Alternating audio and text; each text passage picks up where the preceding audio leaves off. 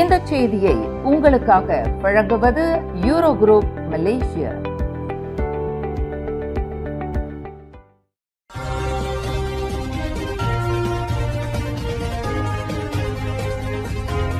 வணக்கம். திசைகளின் 5 மணி செய்திகள். பஹாங் அரசு நிலங்களில் அத்துமீறலில் தொடர்ந்து குரல் கொடுப்பேன்.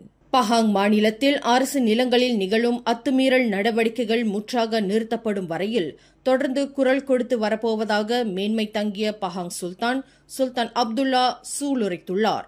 எனினும் அத்துமீறல் நடவடிக்கைகளை ஒரு முடிவுக்கு கொண்டு வருவதற்கு அனைத்து தரப்பினரின் ஒத்துழைப்பு இன்றியமையாததாகும் என்று சுல்தான் வலியுறுத்தினார். குறிப்பாக பொதுமக்கள் தகவல் அளித்து உதவுவது, மாவட்ட நில அலுவலகங்கள் மற்றும் வன இலாகாவின் தீவிர நடவடிக்கை முதலியவற்றினால் இது சாத்தியமாகலாம் என்று சுல்தான் குறிப்பிட்டார்.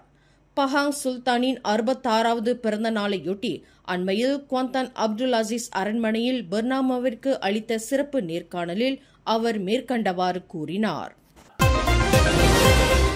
சபா பப்பாரில் 13 வயது மாணவி ஜாரா கைரினா மஹாதீர் மரணம் அடைந்தது தொடர்பான விசாரணையை போலீசார் முழுமைப்படுத்திவிட்டதாக உள்துறை அமைச்சர் டத்தோஸ்ரீ சைஃபுடின் நசிட்டியான் இஸ்மாயில் தெரிவித்திருக்கிறார்.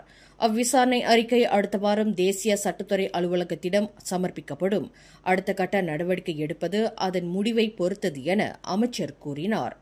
அம்மாணவியின் மரணத்தில் பகடிவதை அம்சம் இருக்கலாம் என சந்தேகிக்கப்படுகிறது. விசாரணைக்கு உதவ சுமார் 60 சாட்சியாளர்களிடமிருந்து வாக்குமூலங்கள் பதிவு செய்யப்பட்டுள்ளன. சமய இடைநிலை பள்ளியொன்றில் 1ஆம் படிவத்தில் பயின்று வந்த ஜாரா கடந்த ஜூலை 16ஆம் தேதி 3வது மாடியிலிருந்து தவறி விழுந்து பள்ளியின் தங்கும் விடுதிக்கு அருகே இருந்த கால்வாயில் சுய நினைவு இல்லாத நிலையில் கண்டெடுக்கப்பட்டார். மருத்துவமனைக்கு கொண்டு செல்லப்பட்ட அவர் சிகிச்சை பயனளிக்காமல் மரணமடைந்தது உறுதிப்படுத்தப்பட்டது. ஆளும் கட்சிகள் வெற்றி பெற்ற தொகுதிகளில் மட்டுமே அடுத்த பொதுத் தேர்தலில் போட்டியிடுவதற்கு அனுமதிக்கப்படும் என்ற விதியை பாரிசான் நேஷனல் தொடர்ந்து கடைபிடிக்குமானால் அந்த கூட்டணியிலிருந்து மாசிசா வெளியேறுவது ஒரு நியாயமான நடவடிக்கையாக இருக்கும் என்று அக்கட்சியின் முன்னாள் தேசிய தலைவர் டாக்டர் சுவா சோயிலேக் வலியுறுத்தியுள்ளார். பாரிசான் நேஷனல் உறுப்பு கட்சிகள் கடந்த பொதுத் தேர்தலில் எந்தெந்த தொகுதிகளில் வெற்றி பெற்றனவோ அந்த தொகுதிகளில் மட்டுமே இனி போட்டியிட வாய்ப்பு வழங்கப்படும் என்று பாரிசான் நேஷனலின் நடப்பு விதி மிக ஆபத்தானதாகும் என்று டாக்டர் சுவா குறிப்பிட்டார். பாரிசான் நேஷனல் கூட்டணியிலிருந்து மாசிசா விலக வேண்டும் என்று கடந்த 2018ஆம் ஆண்டிலிருந்து டாக்டர் சுவா வலியுறுத்தி வருகிறார். நாம் தேசிய முன்னணியில் நீண்ட காலமாகவே ஓர் உறுப்பு கட்சியாகவே இருந்து வருகிறோம். அந்த கூட்டணியிலிருந்து நாம் வெளியேற விரும்பினால் மக்கள் ஏற்றுக்கொள்ளக்கூடிய ஒரு வலுவான காரணம் நமக்கு இருக்க வேண்டும்.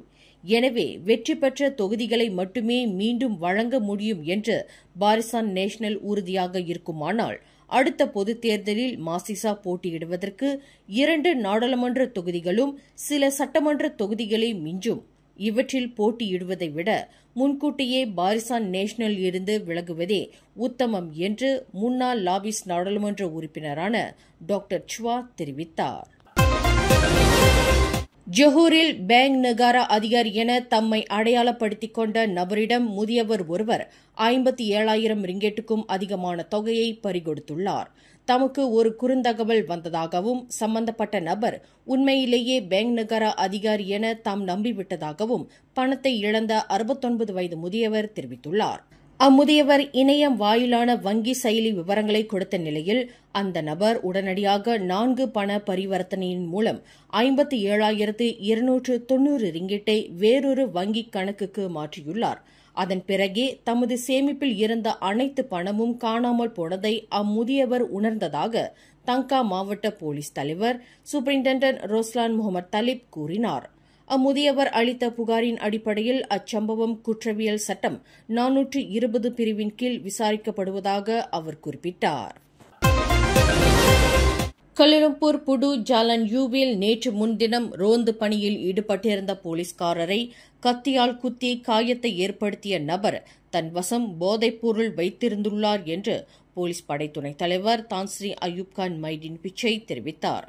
கடமையில் இருந்த அந்த போலீஸ்காரர் தன்னை அணுகி சோதனை செய்வதை விரும்பாத 56 வயதுடைய அந்த சந்தேக பேர்வழி ஆவேசமாக செயல்பட்டுள்ளார் என்பது பூர்வாங்க விசாரணையில் தெரிய வந்துள்ளது என்று அயூப்கான் குறிப்பிட்டார். வயிற்றில் ஆழமான கத்திக்குத்து காயத்திற்கு ஆளாகி செராஸ் சான்சலர்ஸ் துவான்கு மூரைஸ் மருத்துவமனையில் அனுமதிக்கப்பட்டுள்ள புடு போலீஸ் நிலையத்தைச் சேர்ந்த போலீஸ்காரரை இன்று நேரில் சென்று சந்தித்து நலம் விசாரித்த பின்னர் செய்தியாளர்களிடம் பேசுகையில் துணை ஐஜிபி மேற்கண்டவாறு கூறினார்.